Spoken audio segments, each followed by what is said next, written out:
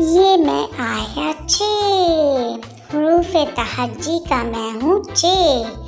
आज आपको मैं अपना तारुफ करवाऊँगा। हुरूफ़े तहज्जी के चे में 3 नुक्ते मेरे पेट के अंदर हैं और मैं आपको बताता हूँ मुझसे क्या क्या लफ्ज़ शुरू होते हैं। चले देखते हैं।